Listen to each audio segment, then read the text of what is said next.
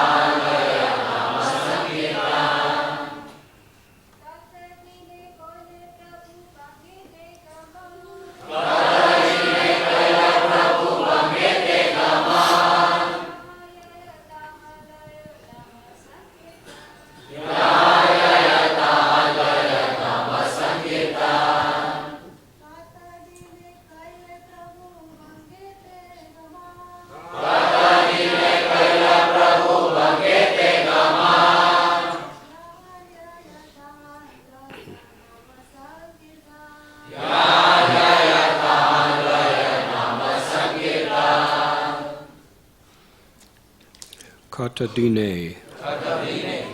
After a few days, Koila did. Prabhu, the Lord, Bangete in East Bengal, Gamana, touring, Yahan Yaya, wherever he goes, Tahan, there, Loyaya, induces, Nam Sankirtan, the Sankirtan movement. After some days, the Lord went to East Bengal, and wherever he went, he introduced the Sankirtan movement. Purport by His Divine Grace, A.C. Bhaktivedanta Swami Prabhupada. Although Lord Sri Chaitanya Mahaprabhu and his devotees in disciplic succession can defeat all kinds of learned scholars, scientists, and philosophers in arguments, thus establishing the supremacy of the personality of Godhead, their main business as preachers is to introduce Sankirtan everywhere. Simply to defeat scholars and philosophy is not the occupation of a preacher. Preachers must simultaneously introduce the Sankirtan movement, for that is the mission of Chaitanya cult. Vidyara prabhava deke chamatkara chite shata shata praduya asila gila padite. Struck with wonder by the influence of Lord Chaitanya Mahaprabhu's intellectual prowess, many hundreds of students came to the Lord and began studying under his direction. Sedesi vipranama mishra tapana nischaye korite nari sadhya sadhana. In East Bengal there was a Brahmin named Tapan Mishra who could not ascertain the objective of life or how to attain it. Purport. One must first ascertain the object of life and then understand how to attain it. The Krishna consciousness movement is pointing out to everyone that the object of life is to understand Krishna. And to attain that goal of life, one must practice Krishna consciousness.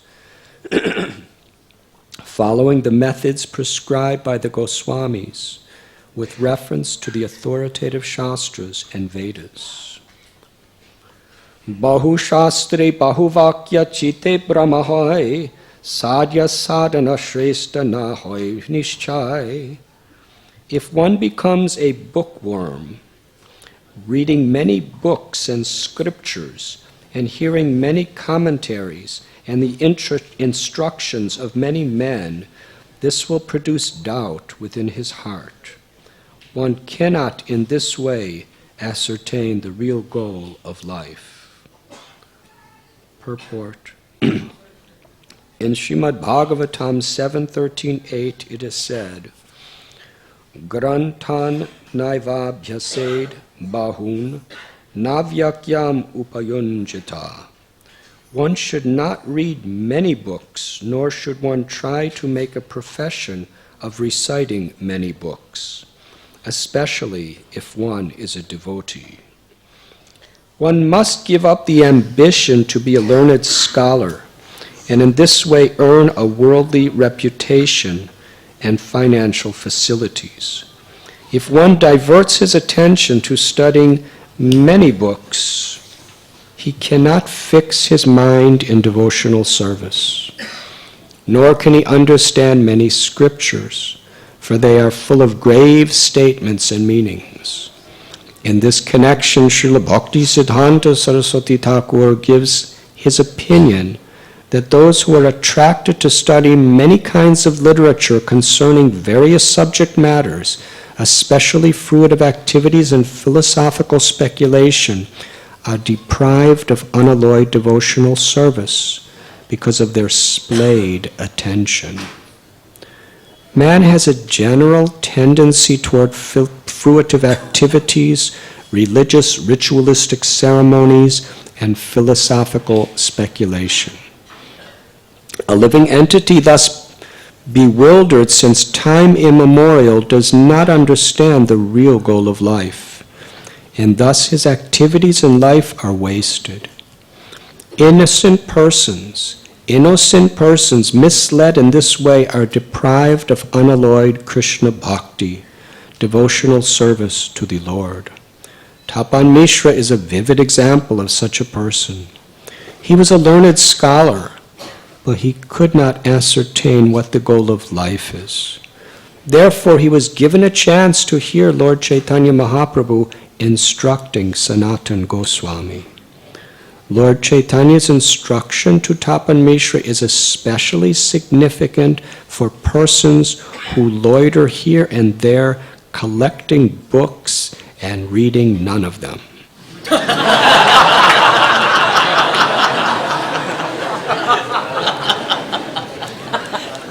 Thus becoming bewildered regarding the aim of life.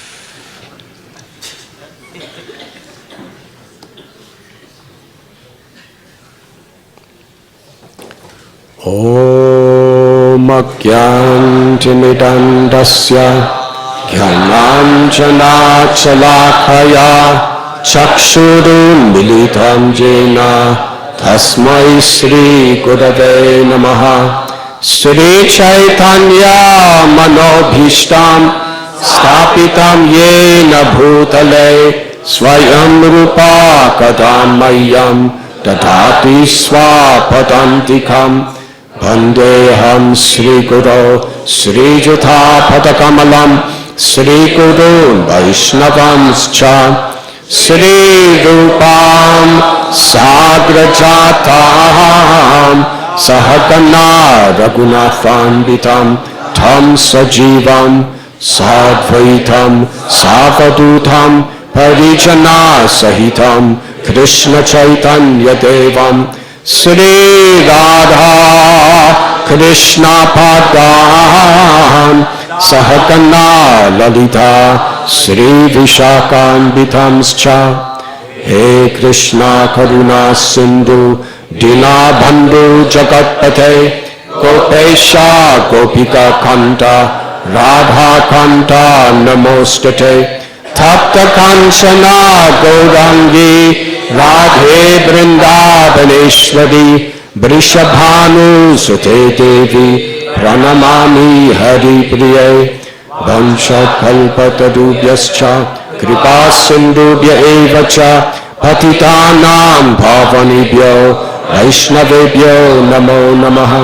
Shri Krishna Chaitanya Prabhu Nityananda Shri Advaita Gadadhar Shivasati Gaura Bhakta Vrinda. Hare Krishna, Krishna Krishna, Hare Hare, Hare Rama, Rama Rama, Hare Hare. Hare Krishna.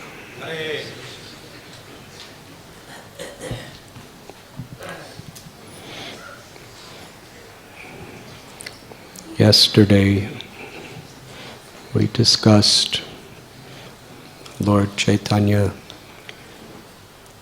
being entrusted by his father to the school of Gangadas Pandit, a great teacher. And Chaitanya Charitamrita tells us the beginning of the Lord's Kaishor Lila was when he was 11 years old. At that time, he became a teacher. At 11. Such a teacher that even the senior-most scholars of Navadvip could not fathom his intelligence. Nobody knew he was the Supreme Personality of Godhead by his own Yogamaya potency.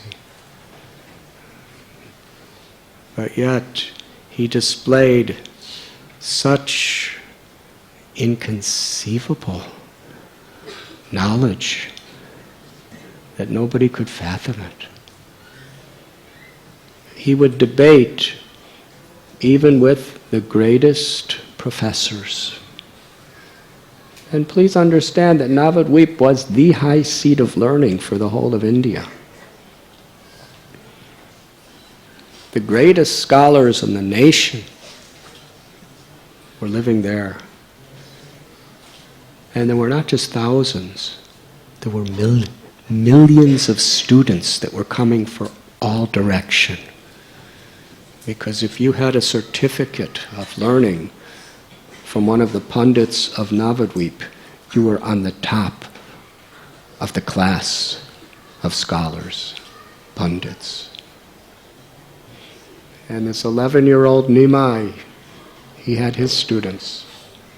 And his students could even defeat the greatest professors. That is how he empowered them. He would challenge someone to an argument. He would defeat their argument. Then he would defeat his own argument and establish his opponent's argument.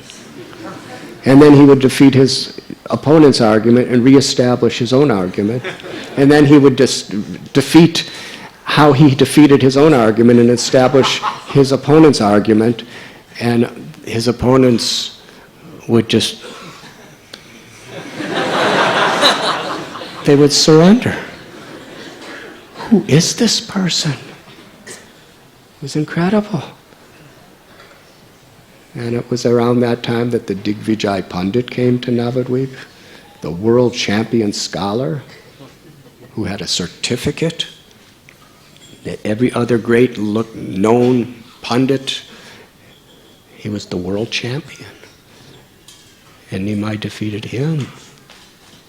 But interestingly, every single scholar that Nimai would defeat, they would always feel good about it.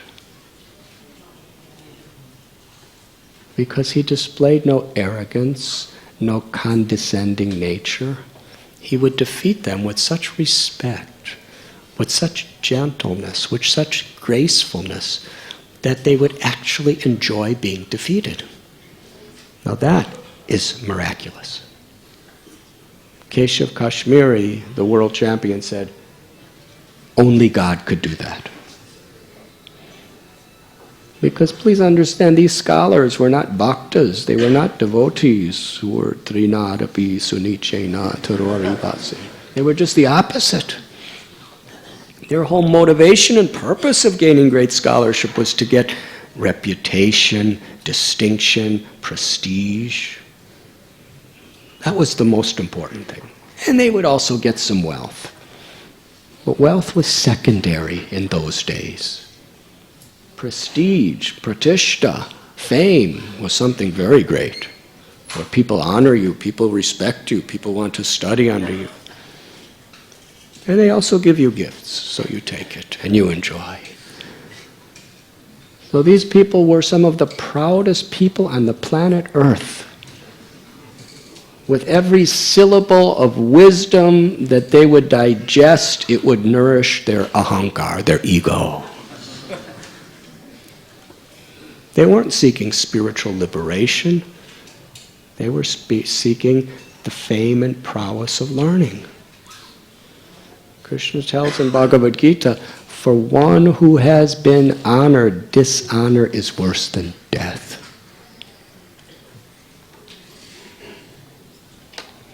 And here the Lord, Nimai, if they knew he was the Lord, that would be another thing. But he was 11, 12, 13-year-old boy in those days. He was just growing up. And these people had gone to the highest institutions for 20 years and studied and teaching, and they had thousands of students, and now they're in their 50s and 60s and 70s, and they're grave scholars, and this 11-year-old boy is defeating them totally. But he does it with such gentleness, with such love, with such grace, that they enjoy being defeated by him. Such a miracle. That's the power of the example of Sri Chaitanya Mahaprabhu. We read how he was, when he was about 16, we talked about this yesterday, he was married to Lakshmi Devi. And in his marriage, according to Sri Chaitanya Charitamrita, Sri Chaitanya Bhagavat, he displayed the perfect ideal example of how householders could live. The primary quality that Lord Chaitanya personified is that of seva, selfless service. Because Nimai was a Brahmin, and his students would give him gifts, but most of them were Brahmin students too. And even today, for many years I was lecturing in the colleges of America, to some extent even now. We would have these vegetarian cooking classes. And we'd serve out a feast after the class. And some colleges, once a week we'd have these classes, we would get 200 to 300 students coming. And I don't know how many of them came to learn how to cook from me, but they loved the prasad. And 99.9% of all of them said it's the best food we get all week. Because traditionally students do not have much money.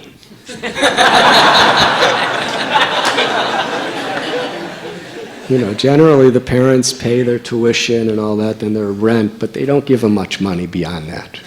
Because if they do, God knows what they'll do with it. Especially in the Western countries. Maybe even more, especially in India. Not to speak of Indians that go to Western countries. So, these are all Brahmin students, millions of them. And obviously they don't have much money when they come to Navadvip. They come to learn. So Nimai was not a rich person. He was a Brahmin himself. His family was very simple economically. He just had a simple house. But yet, whatever gifts were given to Vishwambar, Lord Chaitanya, practically all of it, he would give it away to other people. He was magnanimous. He was unselfish. He was extremely charitable. This was his way of showing what grihasta should be. If he saw any poor person, wherever he saw them, he would give them rice or food or cloth or some money. Whatever he had, he would give. Somebody's in need, I have it, you take it. So he was charitable to the poor. People may say we shouldn't do that, but Lord Chaitanya did it. He was charitable to those in need. This is very strongly explained in Chaitanya Bhagavat. And how much he also served and facilitated the Brahmins, those who were distributing transcendental knowledge. And his mother and wife, Lakshmi and Devi and Sachi Mata, they were just like him. Whatever they had, they wanted to share it with others. Because, you see, the Lord is saying from a perspective of transcendence, aham bija pratapita. Krishna says, I am the father of all living beings. I am the mother of all living beings. So in this sense, everyone is our family.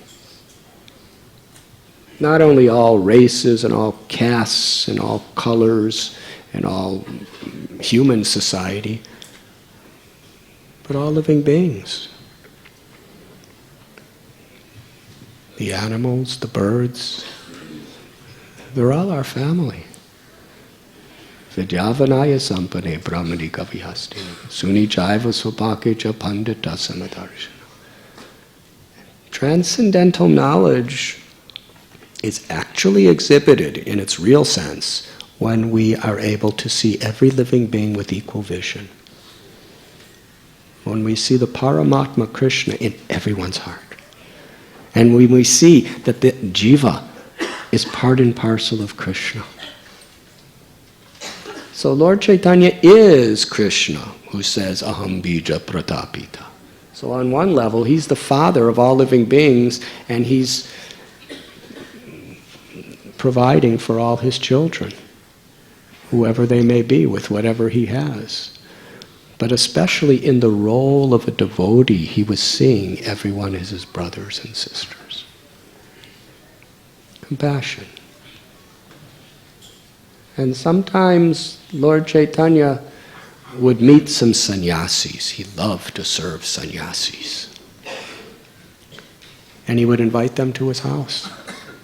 Describes on several occasions, he would just be out and he would meet 20 sannyasis.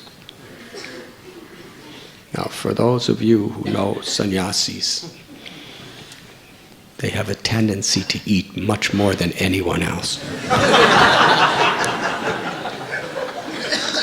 Especially, when I lived with sadhus, I was a 19-year-old boy and I couldn't even eat a portion of what these 70 and 80-year-old sadhus were eating.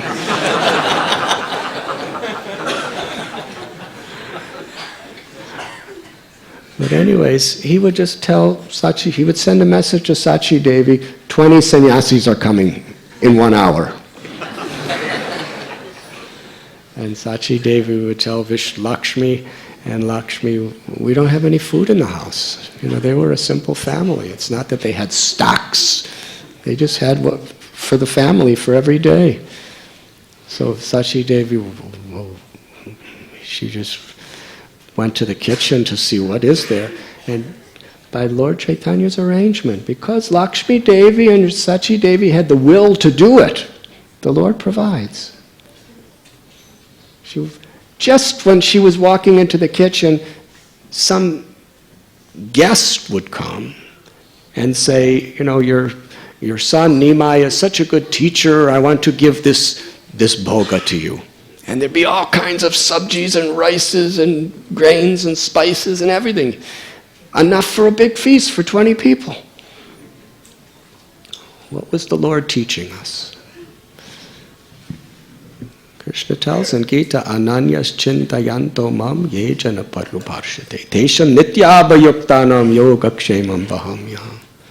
That if we just surrender to Krishna, the Lord will provide, He will sustain and protect what we have, and whatever we lack, the Lord will provide. If we have the will. That's the greatest deficiency in expanding the movement of bhakti. The will to expand. If we have the will, Krishna can miraculously facilitate.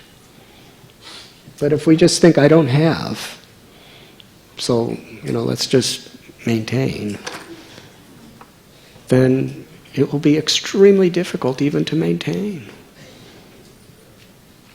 Krishna wants to see our will. If we really want to give to others, Krishna provides. This is spiritual mathematics. Srila Prabhupada explains spiritual mathematics is like that. That Krishna provides what we lack, if we have the will, without duplicity. And he was a grihasta who just wanted to serve. He invited 20 sannyasis, sent them home. There was no food in the house. Sachi Mata says, all right, I'm willing to, whatever we have, I'm going to do it. And Lakshmi Devi said, I'm ready. And they go into the kitchen, and everything's there. And they would cook and cook and cook and make a wonderful feast. And Lord Chaitanya would come, and all the sannyasis came, and they assembled in his house, and he would personally serve them with sweet words and with such loving hospitality. They would be totally happy.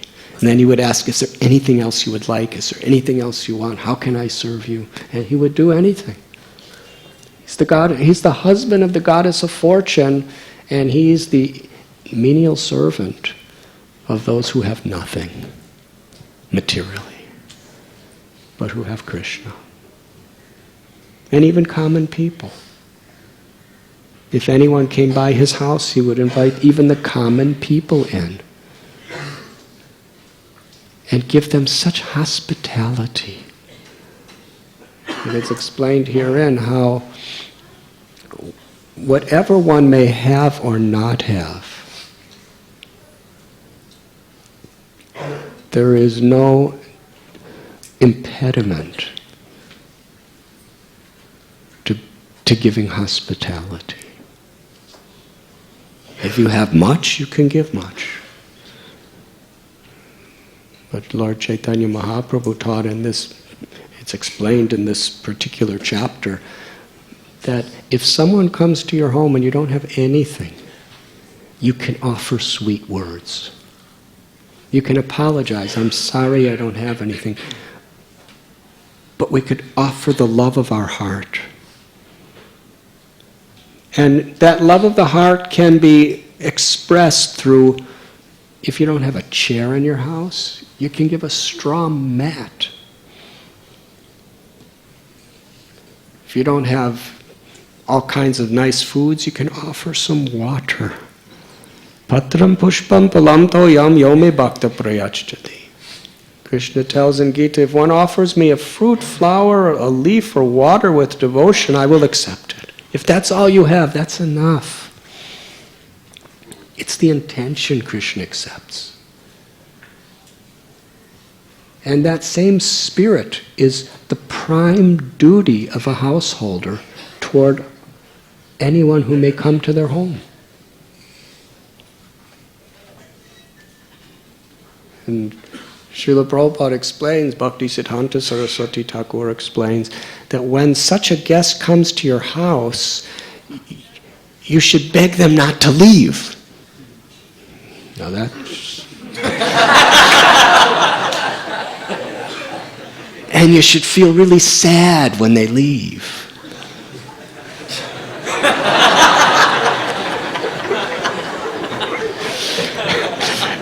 If anyone wants to know why people join the brahmachari ashram, it's much easier in many ways. That type of love from the heart that you have for people who come. Because this is Krishna's house, this is Krishna's property, and this is Krishna's guest. This formula is how you could actually have this consciousness. If you're thinking, my house, my property, my food, my wealth, my body, then I'm giving what's mine. And what happens if there's not enough? But if you understand it's Krishna's, and this is Krishna's guest, hospitality. And actually this is described to be, by Lord Chaitanya Mahaprabhu, the prime duty, dharma of a grihasta. Of course, to put Krishna in the center of house and sadhana and all of that. That is always there. But this is necessary. Because if we're not charitable, we become greedy and hard-hearted and selfish. Giving in charity, giving hospitality to others is the medicine against the inevitable selfishness that accumulates within our heart.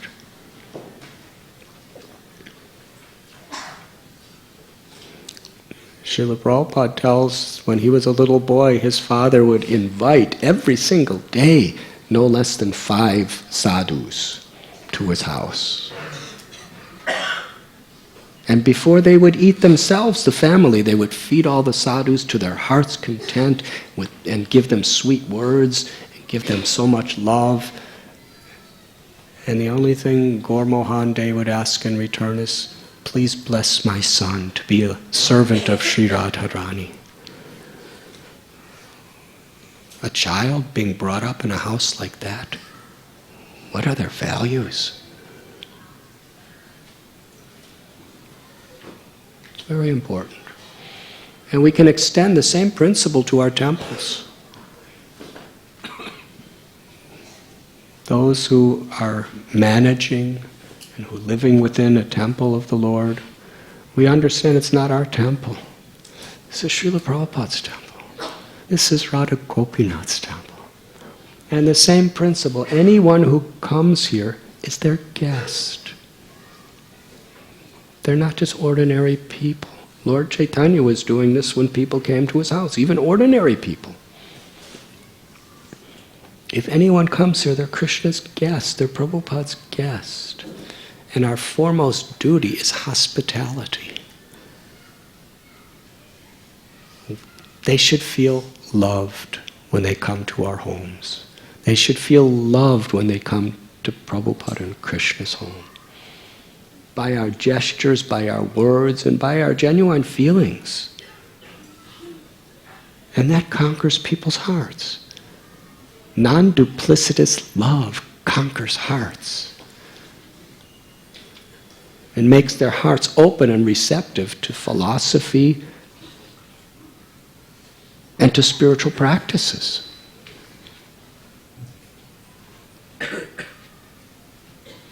And Srila Prabhupada, he was like that. When he was personally greeting people at 26 2nd Avenue or in Mayapur, how gracious was his hospitality.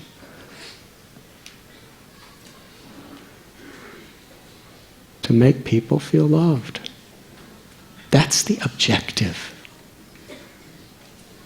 And whatever fulfills that objective, we accept what's favorable, we reject what's unfavorable.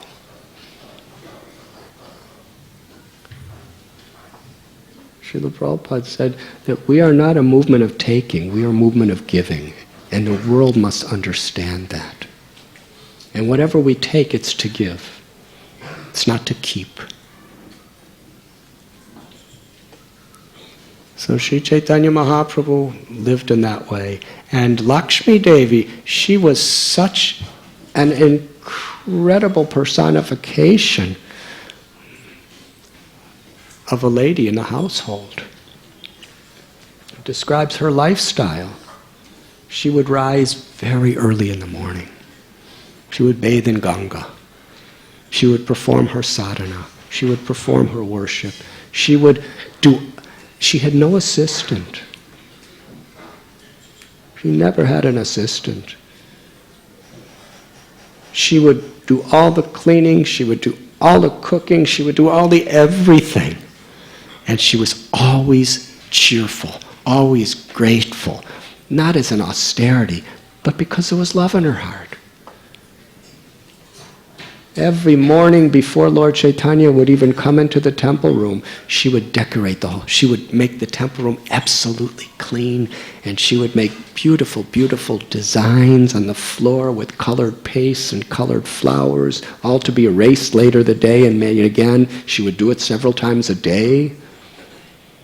She would arrange for all the puja for the deity that Lord Chaitanya would do. She would make the sandalwood pulp. She would collect the tulsi leaves. She would make the incense. In those days, it's not that you just went to buy stocks of incense. You made incense. Huh? She would make the scents. She would grind the spices to make the achman and the madhupark and the argya. She'd have the ghee wicks made.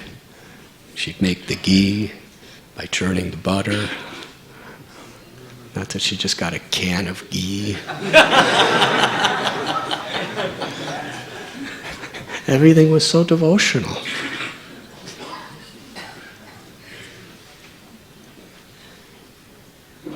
And then she cooked.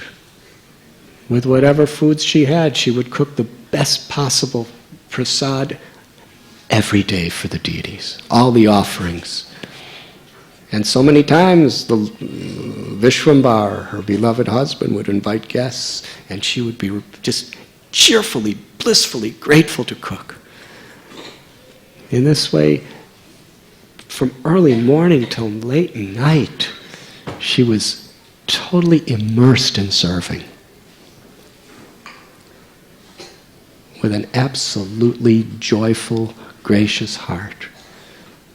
Because Nimai and Lakshmi Devi, they were a team to serve Krishna, a team to serve the devotees, a team to serve all living beings. And Sachi Mata, she just enjoyed seeing Lakshmi Devi's devotion. It describes that every hour of every day, of every week, of every month, Sachi Devi's happiness was constantly expanding, seeing Lakshmi Devi. She had lost 8 daughters just after birth.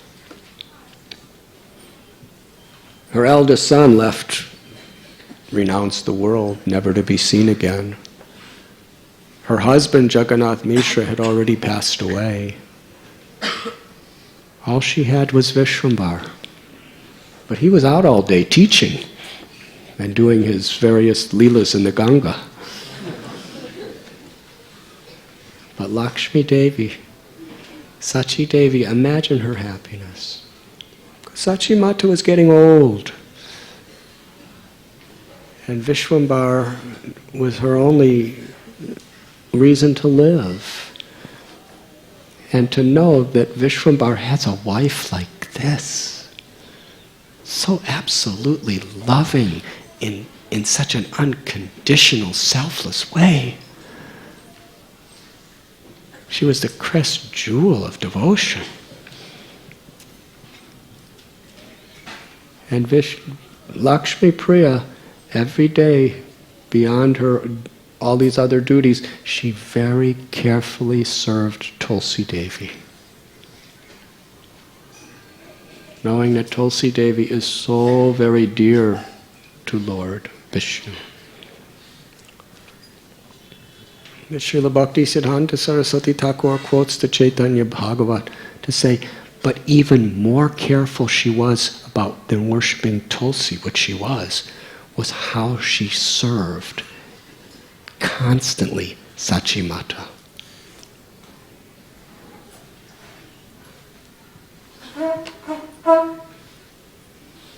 I guess I'm supposed to say some purport on that.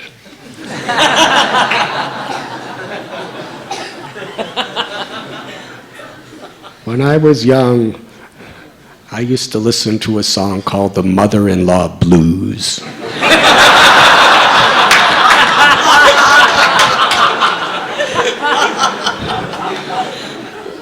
Because it's kind of a common scenario in the world where it's hard to live with a mother-in-law, either for the husband or the wife, depending on, who's closest to who. But here we find Sachi Devi's the mother-in-law, and Lakshmi Devi, before Sachi Devi even wanted anything or needed anything, Lakshmi Devi understood what it was, because she was so tuned in to the heart of pleasing Sachi Devi. Sachi Devi had such a hard life, such a difficult life, so many deaths, so many struggles. But her life was absolutely blissful because she was constantly being inundated with the love and the selfless service of Lakshmi Devi. She absolutely loved Sachi Mata and expressed her love for her at every moment. And Sachi Mata, feeling that, how wonderful this is for Nimai. He's going to be so happy. Even after I leave this world, he has such a companion. And therefore, every moment her bliss was increasing. And Nimai, Lord Chaitanya, upon seeing how Lakshmi Devi was taking care of the deities, the household, all the guests, and especially how she was taking care of his mother, he was extremely satisfied. He didn't even have to say it. His heart was shining with satisfaction. One day, Lord Chaitanya told Sachi Mata that I'm going to East Bengal, Bangladesh. I'll be back in a few days. That's what we always tell our mothers.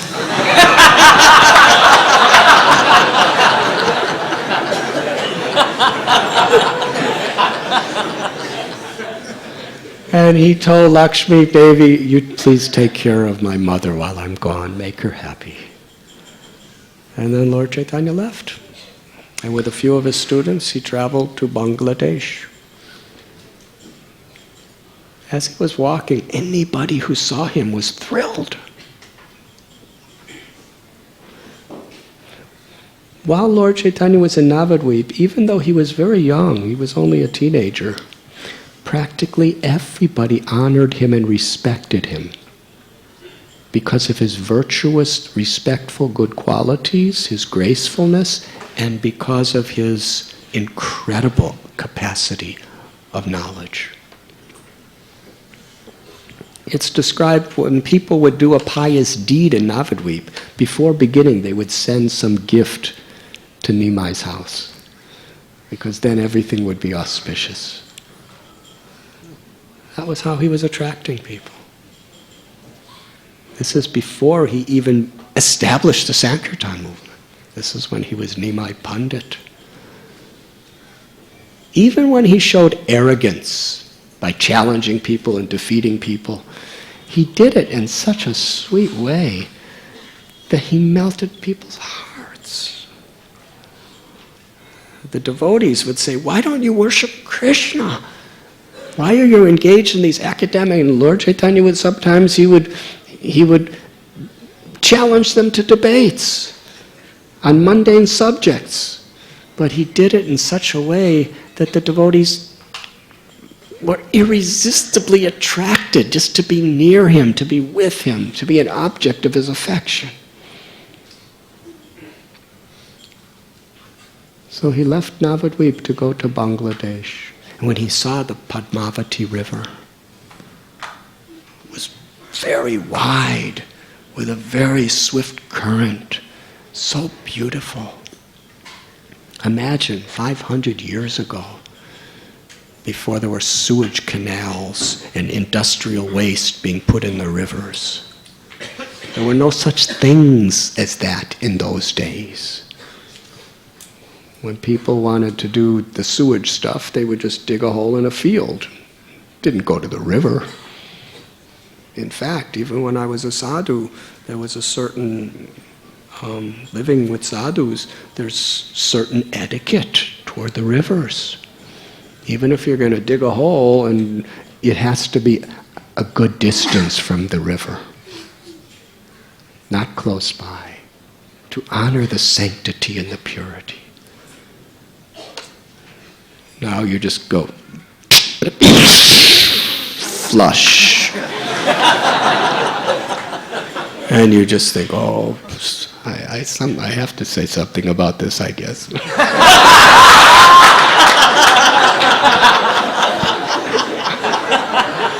And you're just innocently just pushing the button or lowering the lever.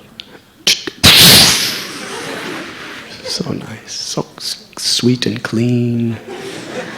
But where's it going? So many parts of India, it's just thousands of accumulated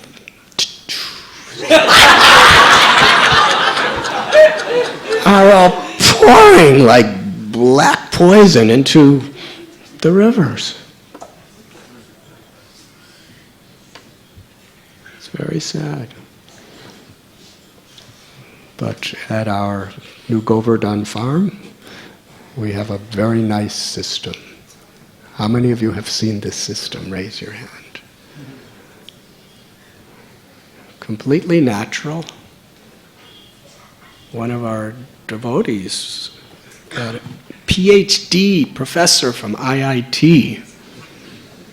He did his thesis on this type of natural technology.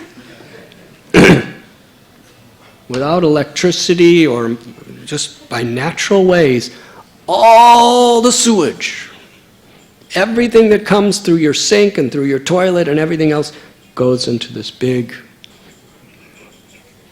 holding tank. It's quite big.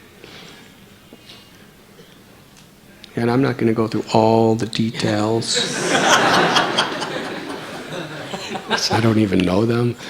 But it gets filtered through different kinds of rocks and through different kinds of herbs and through different kinds of plants and grasses, and it settles in certain ways, and then it goes to another tank and it goes through this, and by the time it actually comes to the end, it's pure, crystal clear water. Now, for sentimental reasons, we don't drink it.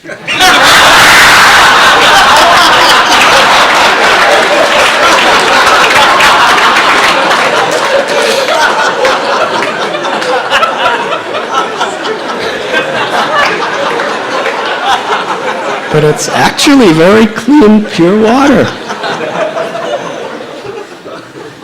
And it gets put, either it goes to water the plants, or it goes to back into the system of the toilets, where you don't drink that anyway. At least most people know.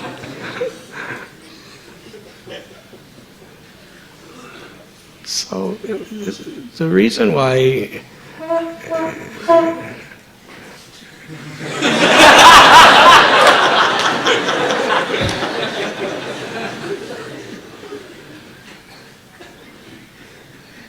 so when I saw this incredible processor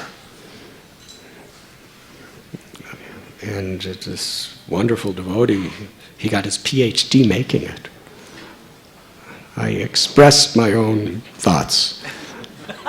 I said, you are a PhD because you are a processor of human dung.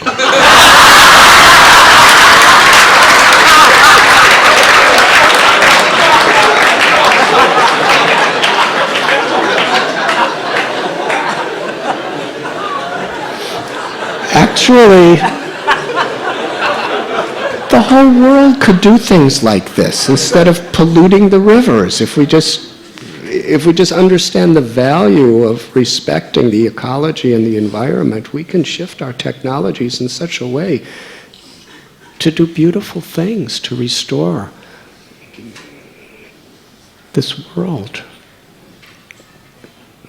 for spiritual, emotional, and physical health. Today there's so many diseases due to pollution and stress. So when Lord Chaitanya saw the Padmavati river, it was so pure, so clean, beautiful flowers floating in it, and the water was like nectar. That's the way all the rivers were in those days. And he was so satisfied. For many days he just lived on the banks of the Padmavati river with his devotees. And he would swim in the river, and he would play in the river. And it is described in the scripture how the same sanctity, purity, and blessing of Mother Ganga was now available in the Padmavati river. Ganga is especially sanctified when it washes the feet of Vamanadev and comes to the world.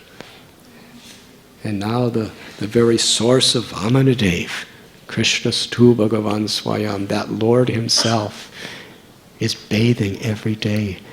And from that day on, the Padmavati river is every bit as sanctified and gives every bit the blessings of Mother Ganga. Some Brahmins came to Lord Chaitanya at that time. And they said, "What a fortune we have! The great Nimai Pandit has come to this little place of Bangladesh." Said, the best of the students of Bangladesh, they travel long distances, they leave their homes just to study under Nimai Pandit in Navadvip. And now Nimai Pandit has come to us. So we are some of the greatest of the scholars and the teachers of Bangladesh. And we want to tell you, Nimai, that whatever we teach is based on what you have spoken and the literatures that you have given us. You are our guru. And now you've come here. We're a poor nation. We don't have so much. Please teach us. What you teach your students in Navadvip, teach us here now that you're here. Lord Vishwambar said, "Yes, I will." And soon hundreds and hundreds of students were coming to him. And he was teaching them.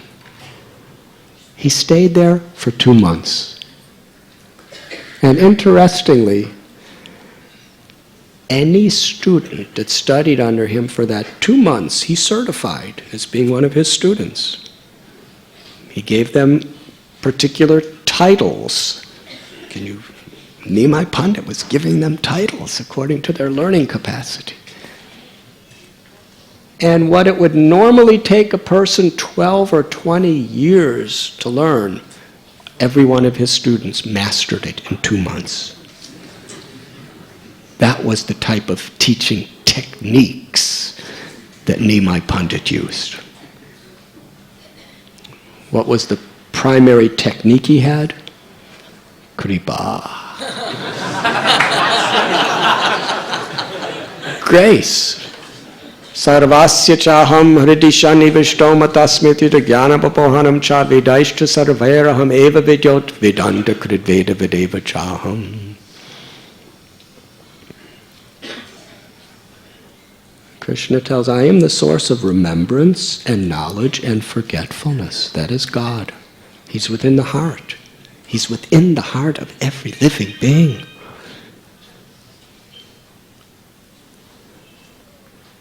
So when the Lord wants to, if the students were eager to learn with a humble disposition, tadvidi pranipatena pariprashnena sevaya. The Bhagavad Gita explains this is how we should learn from a guru. We should be submissive. We should be eager to learn. We should inquire with a genuine enthusiasm to learn. And we should be very, very enthusiastic to serve.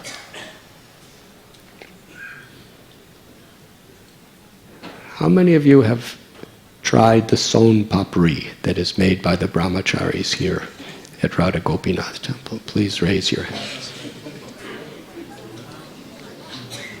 It appears that we are not making enough. Anyways, this is a very famous sweetmeat that is coming from Govardhan. And people from all over the world go to this one shop at Govardhan to eat this sweet. Its flavor and its texture is quite unparalleled. And so many people have tried to make it, but they failed. I know so many people from so many temples all over the world who want to make this for their deities, and it comes out like chalk.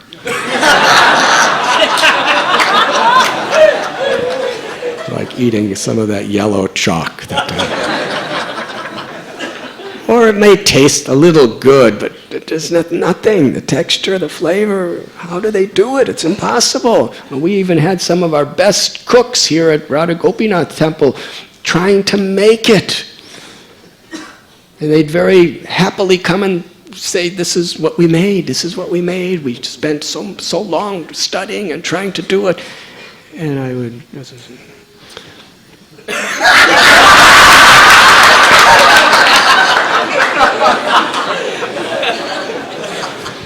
You know, they're my worshipable mothers. I don't want to hurt their feelings. It's very good, but keep trying. Keep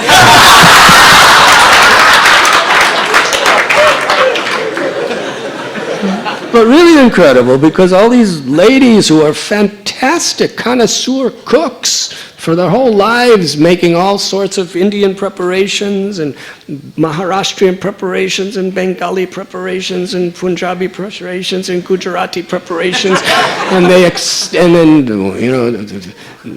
South Indian preparations. Then they learn all these Chinese and Italian stuff. Anyone who comes to their home, such incredible prasad. These are like champion cooks that we have in our congregation among the ladies. But when it came to son papri,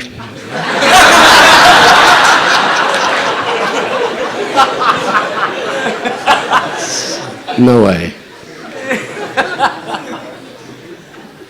So brahmacharis, they're not famous for being great cooks or anything, but they're surrendered sometimes.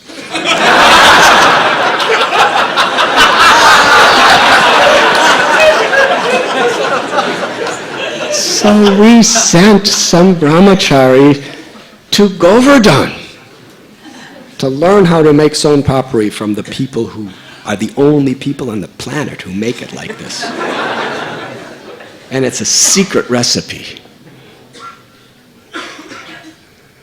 And of course, we went on yatras and we bought sweets for 5,000 people a day from the shop, so they were favorable toward us.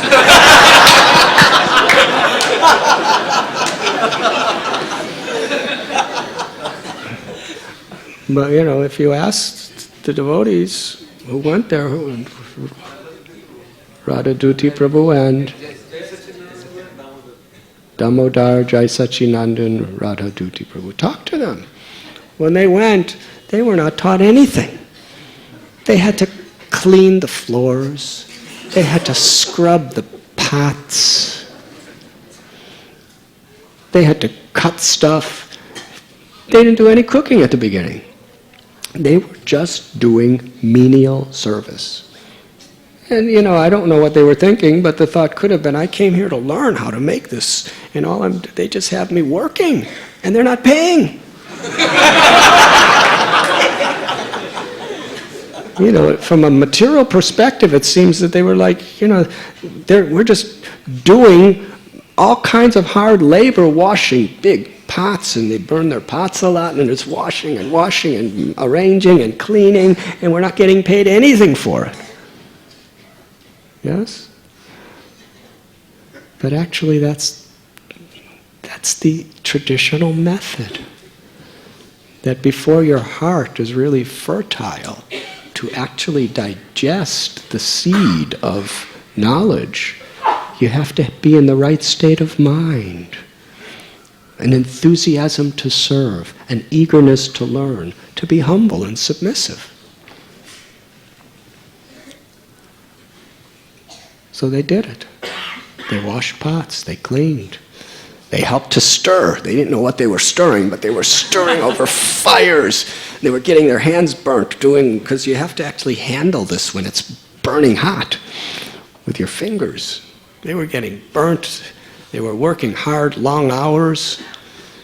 And in the end, by the time they actually were given the recipes, they could do it. And when they came back and made it, there were devotees who lived in Vrindavan for many years and who used to go to Giriraj Govardhan just to get those sown paparis. When they took it from our Radha Gopinath's Mahaprasad, they said, this is at least as good as what is at Govardhan.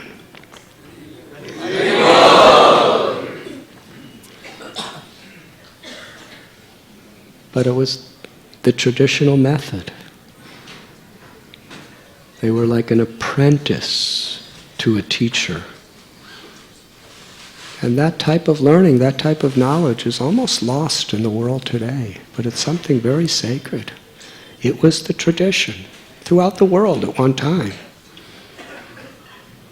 So all of these students, they came before Nimai and they were so submissive and they were so eager to serve him in every way that he reciprocated and gave them 20 years worth of education in 2 months and the power to remember everything.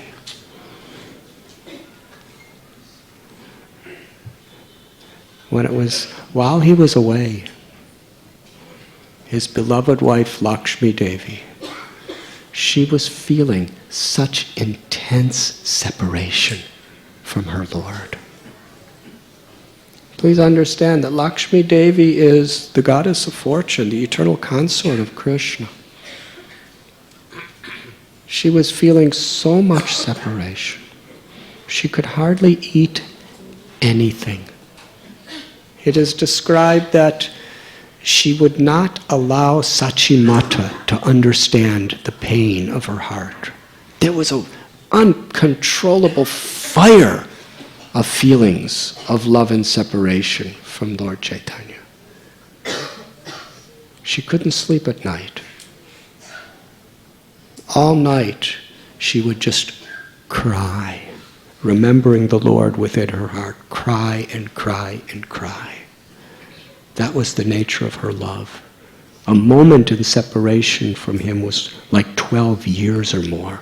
What to speak of months of separation.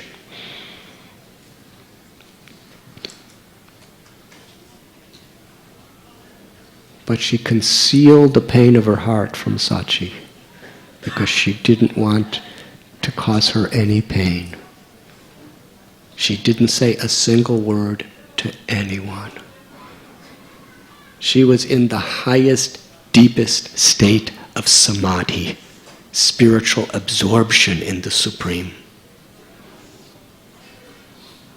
And when it came to its ultimate culmination, she went to the bank of the Ganga, Mother Ganges, and she sat, and in the core of her heart, her body, mind, words, life, her entire consciousness, her every thought was deeply immersed in the ocean of remembrance of Lord Gauranga. And in that state, she totally gave herself to him. And then did something extraordinary. By her own transcendental powers, her original spiritual body left this world to return to the spiritual world of Vaikuntha, to be reunited with her beloved Lord eternally. And in the meanwhile, by her own will, she left a duplicate spiritual body of herself on the bank of the Ganga. When Sachi Mata heard that her daughter-in-law had passed away,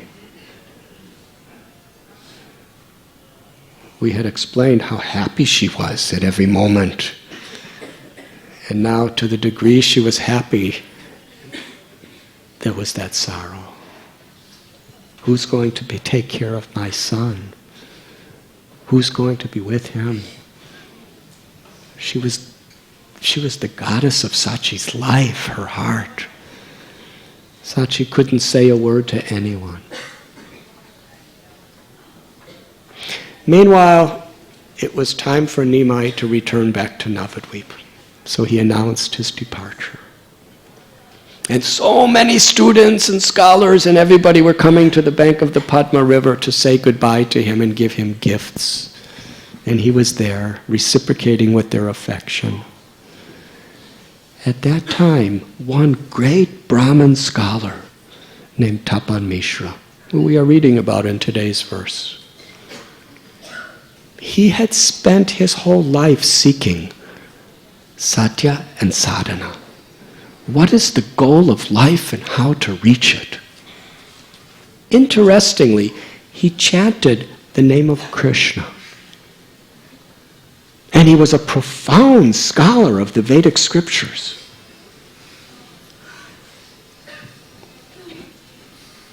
But without understanding the process of bhakti, under a teacher of bhakti, even if you chant the names of God and even if you read all the scriptures, you can't really understand what is the goal of life and how to achieve it. He was so intensely determined to find this out. He had a nice family, he had nice everything. But without understanding the goal of life and how to achieve it,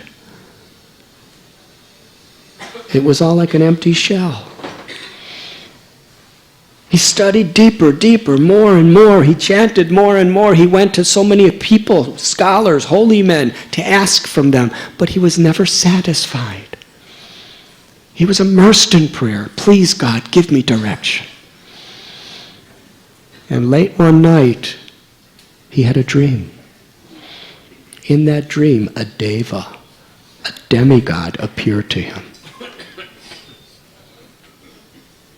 and told him, because of your sincerity to understand the sadhya and the sadhana, the goal of life and the path to achieve it, I will reveal to you the supreme personality of Godhead, the absolute truth.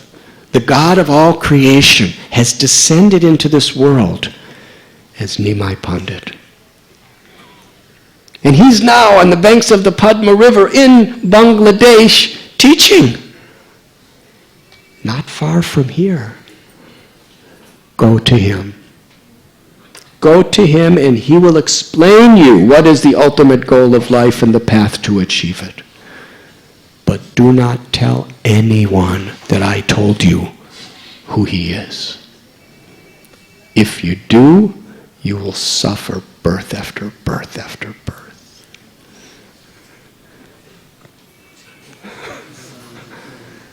He got up from his sleep. He was crying. There was hope. There was great hope. And he came running to the place where Lord Chaitanya was just about to leave. And there was hundreds and hundreds of people around him, joking with him and giving him very nice tokens of appreciation and bowing to him and talking to him and getting some last instructions from him. And Tapan Mishra comes in and falls at the Lord's feet And Tapan Mishra told him, my whole life I have been searching, but I have not found what I'm looking for. Yes, I have read so many scriptures, and so many philosophy books, and so many teachings of other teachers. And I've been chanting God's names. But I haven't found the solution. Please tell me, what is the true goal of life, and how can I gain it? Lord Chaitanya smiled at him. He said, you are so fortunate that you have this eagerness. Because you're chanting God's names, and because you're studying these scriptures with an eagerness to learn, now by the mercy of the Lord you've come to me. This is your good fortune. Enthusiasm, eagerness, is a necessary ingredient for spiritual progress. Bhaktisiddhanta Saraswati Thakur said, unless you have enthusiasm from a spiritual perspective, you're practically dead.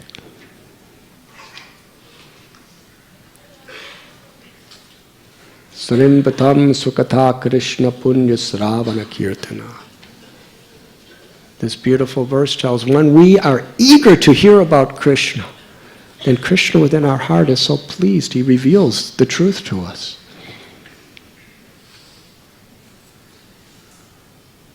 We should be eager in whatever we're doing. Nothing is just ritualistic. Nothing should simply be a formality. What does enthusiasm mean? Enthusiasm means it's coming from the heart. It's with a will. When we chant the names of the Lord, it should be with enthusiasm. When we're coming to hear the class or study the scriptures, it should be with enthusiasm, with eagerness to learn, eagerness to access, eagerness to connect. And when we serve, whether we're serving the Lord in the altar, or whether we're serving the devotees, or whether we're serving the order of the Guru, or whether we're serving the common people of the world, it should be with eagerness. It should be with purpose, with meaning. If we don't have a purpose or meaning to what we're doing, we cannot be eager. And that's why it's so important. Nasta prayeshya bhadreshu nityam bhagavati sevaya. To hear.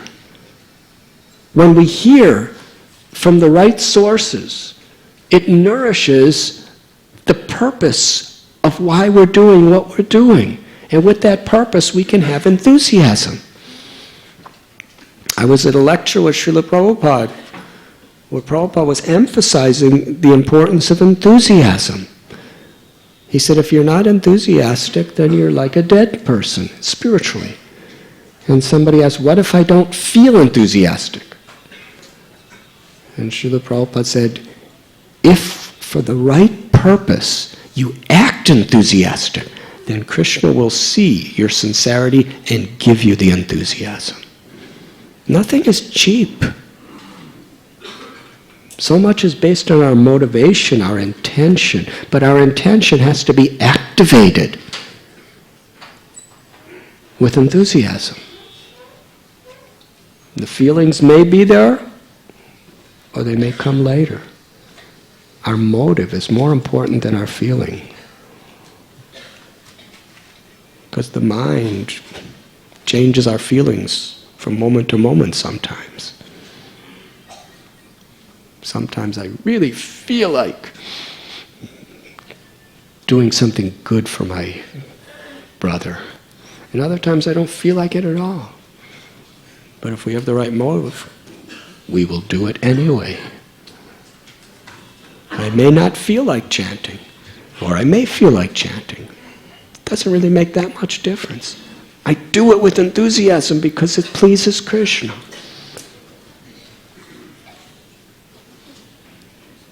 So Lord Chaitanya was congratulating his good fortune for having this enthusiasm. Vyabhashayatmaka buddhir ekeha kurunandana bahushaka hyanantascha buddhayo vyabhashayanam. Krishna tells in Gita, those who are on this path are resolute. Those who are on this path are resolute in purpose, and their aim is one. Doesn't mean you're sectarian. It means you really are focused on the essence, saragrahi. Tapan Mishra, he had such incredible scholarship. Why was he dissatisfied? Because he wasn't satisfied with all the philosophical explanations. He wasn't satisfied with all the ritualistic ways of attaining it. He wanted the essence. He was seeking the essence, and he wouldn't settle for anything less than the essence. In religion today, you see, all too often, that a process that's supposed to create love creates hate. A process that's supposed to empower you to see the divinity in every living being causes you to persecute and discriminate. A process that's supposed to unite divides. A process that's supposed to free you from envy gives absolute justification with philosophical, scriptural reason to be envious. Saragrahi. Because very few people want to seek the essence. Srila Prabhupada explained any religion that teaches people practically how to love God and transform people's consciousness to actually love God. And love of God means no envy, no hatred. If you love God, Bhaktivinoda Thakur says, it manifests as compassion to all beings. That is true religion. Essence. You are seeking the essence. You're not satisfied with anything less. That is your good fortune. And now I will teach you what is the goal of life and how to achieve it. The goal of life is unmotivated, uninterrupted, loving service to the Supreme Lord. Krishna is all attractive, the enchanter of every heart. And the way to attain that love for Krishna in this age is chanting the Lord's holy names. In every age, the Lord descends to teach the process that is most powerful and authorized at that time. The Lord appeared in a white complexion to teach meditation and Satya Yuga, in a red complexion to teach Yajna. In the Treta Yuga, he came as Krishna. He came with a dark bluish complexion to teach the worship of him in the Dwapara Yuga. And in the age of Kali, the recommended process is the chanting of the names of God. The Lord quoted from Bhagavad Gita, Paritranaya sadhunam vinashaya chaduskaran dharma samstapanaradaya sambhavami yuge yuge. The Lord descends again and again and again for this purpose. And then he quoted a beautiful verse. Harinama, Harinama, Harinameva Kevalam, Kalo Nasteva, Nasteva, Nasteva, Gatiranyata. In this age of Kali, there is no other way for achieving that highest limits of ecstatic love of God than the chanting of the names, chanting of the names, the chanting of the names of Lord Hari. And Lord Chaitanya said, I am now going to give you a mantra. Please understand, by chanting the names of the Lord in this spirit, all the other processes are fulfilled and included. Now hear carefully as I give you a 16-word, 32-syllable mantra, which is the maha-mantra, the greatest of all mantras. And for the first time in our Gaudiya Vaishnava literatures, historically, Lord Chaitanya is directly revealing within the scripture the Hare Krishna maha-mantra, at this scene on the bank of the Padma River in Bangladesh to Tapan Mishra. The Lord said, this mantra you should chant. Repeat after me. Hare Krishna, Hare Krishna, Krishna Krishna, Hare Ram, Ram Ram, Hare.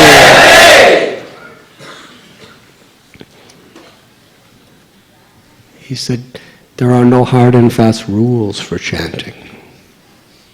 Whether you're eating, sleeping, walking, wherever you may be doing your work, just repeat this beautiful maha-mantra.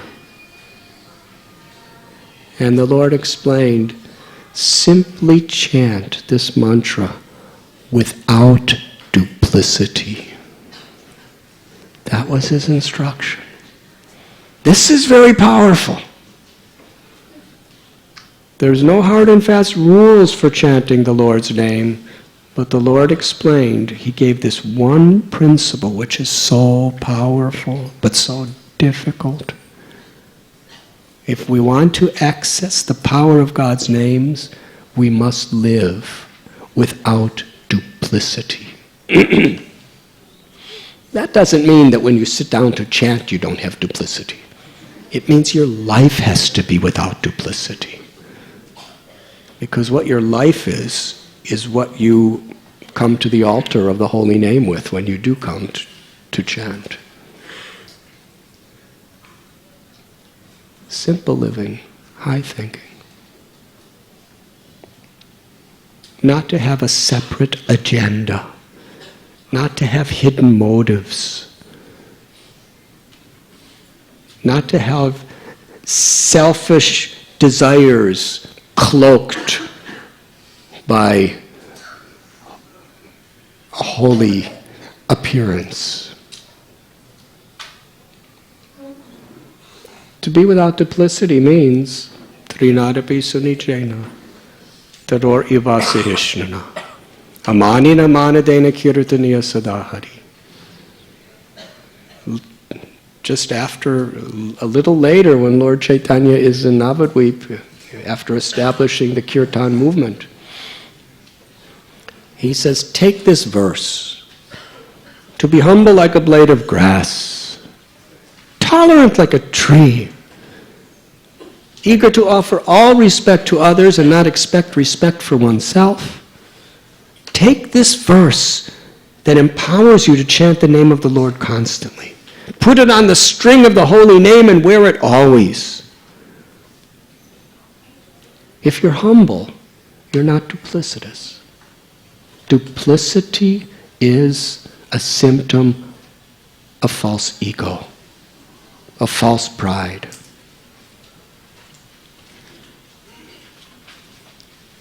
The Lord didn't just tell him chant Hare Krishna. He told him chant without duplicity.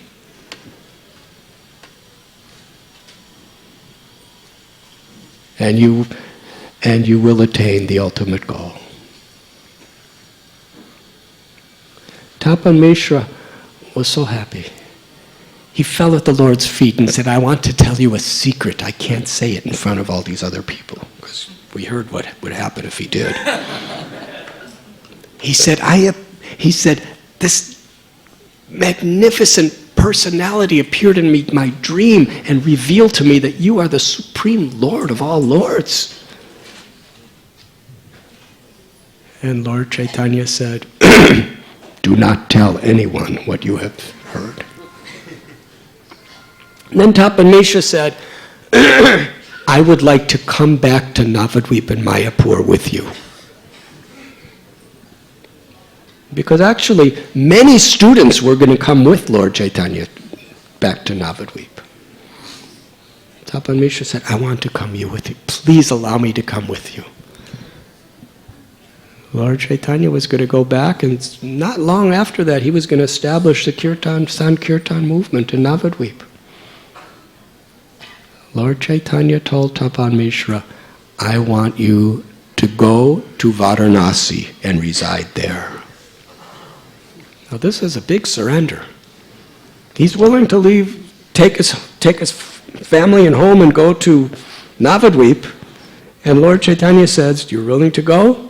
Go to Varanasi. There wasn't a single devotee in Varanasi. It was the high seat of the whole planet for Mayavad philosophy, where Vaishnavas, devotees, were attacked and ridiculed. And he would be the only one there, practically. But Lord Chaitanya knows past, present, and future.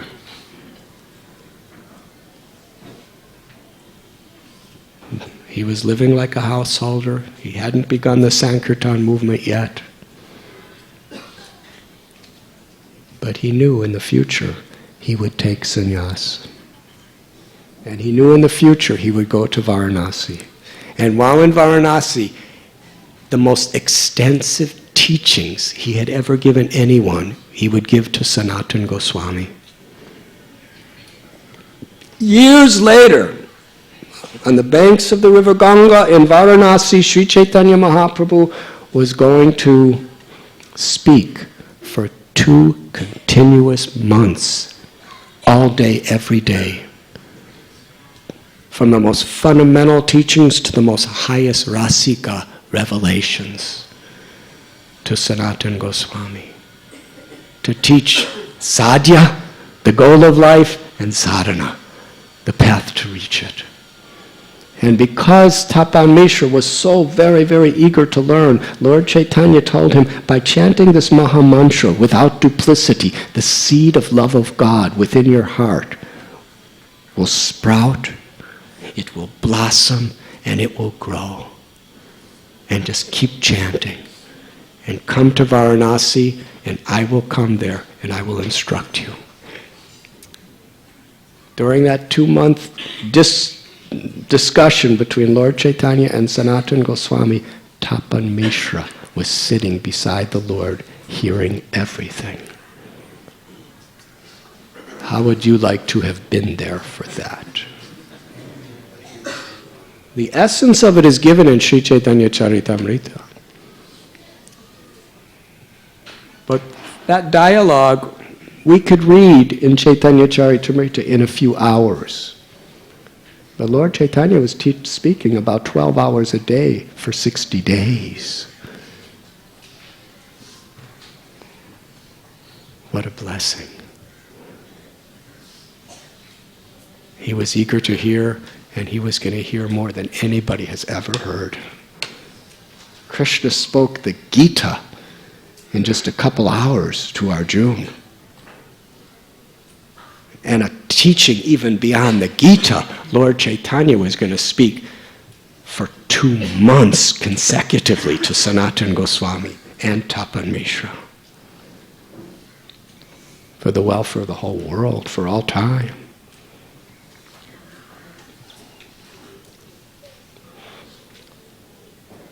Sri Chaitanya Mahaprabhu then took leave. Later on, Tapan Mishra did go to Varanasi. And there he had a son. His name was Raghunath Bhatta, who later became the great Raghunath Bhatta Goswami, one of the greatest spiritual acharya saints that ever lived. And Raghunath Bhatta had no interest in anything material. He wanted to just, when Lord Chaitanya came to Varanasi, Raghunath Bhatta was just a little boy, and he massaged Lord Chaitanya's feet and massaged his legs and did simple services for him, and Lord Chaitanya blessed him. And when Raghunath Bhatta grew older, he came to Jagannath Puri, where Lord Chaitanya was living as a sannyasi, and he would spend 9 months just doing service and being with all the devotees. Lord Chaitanya sent him home, and then he came back, spent 9 months, and Lord Chaitanya told him, you should go back to your home and serve your mother and father as long as they live. And after that you could come back here.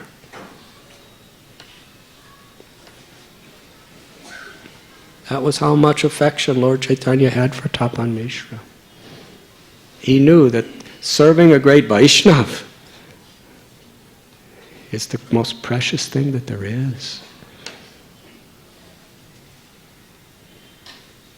So, back to our story, Lord Chaitanya returned to Navadvip. And everyone was so happy to greet him, but they didn't want to tell him about the departure of Lakshmi Devi, because it was such a happy reception for him. Sachi Mata, she greeted him, and she somehow or other held back her sorrow and her tears and smiled. And, "I'm so happy you're home, my son." And all the relatives and friends and everyone else was gathered around, and they were joking and talking, and he was telling about what happened in Bangladesh. And they were all so blissful to have the Lord back, but no one dared to tell the news. Of course, the Lord knows everything. And Sachi Mata practically the whole time just stayed alone in her room crying. She couldn't bear that Lakshmi Devi had left. And Lord Chaitanya left everyone else at a certain point and came to Sachi Devi's room. And Sachi Devi could not even look at him, although she tried to make him happy. He said, "My mother, I'm home, and I had such a successful expedition to Bangladesh, and I've brought so many gifts for you in the household. Why are you not happy? I see in your eyes, I see in your face such deep sorrow."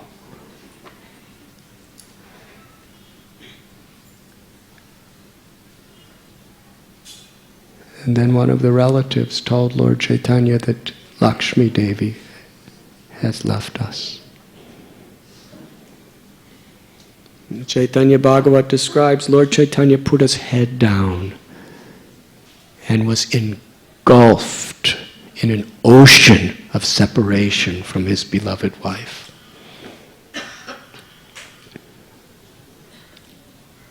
The feelings of the love between the Lord and the devotees, there's nothing material about it.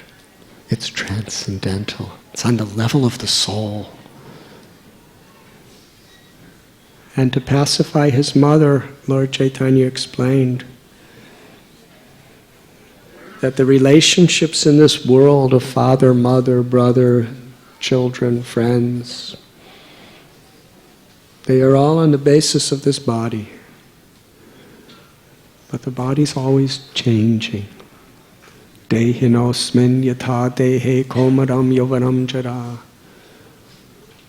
The eternal soul passes from childhood to youth, to adolescence, to old age, and ultimately the body dies. But the soul is eternal. The soul is part of Krishna, the living force, the Atma. And by the grace of the Lord, we have beautiful relationships within this world, but by the nature of the world, which is also ultimately the grace of the Lord, everything has a beginning and end. Lakshmi Devi was totally immersed in thoughts of Krishna. So for sure she has attained the ultimate destination. Yam yam vapi smaran bhavam tyajatyante kalevaram. Krishna said, whatever one remembers at the time of death, that determines the destination of the soul.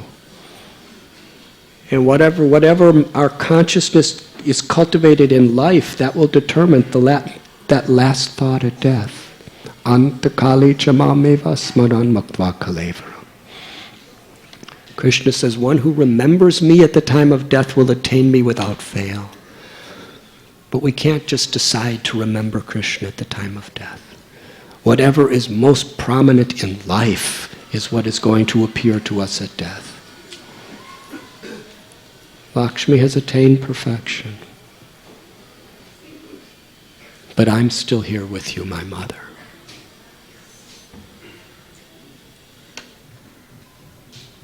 In this way the Lord, in such an intimate and sweet way,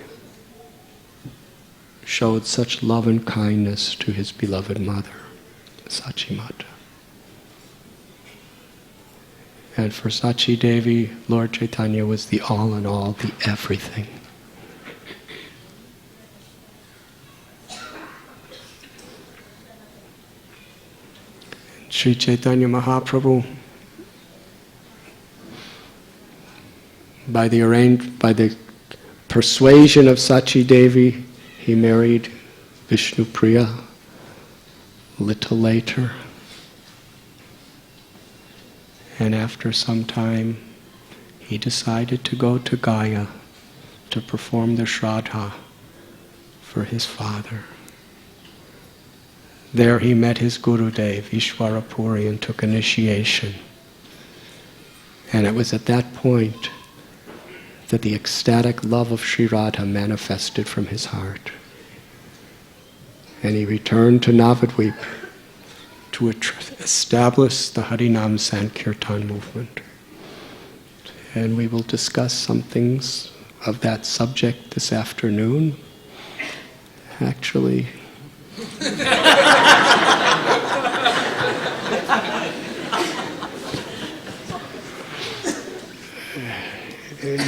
in a couple hours. For those of you who want to have breakfast prasad, or maybe we should call it lunch prasad,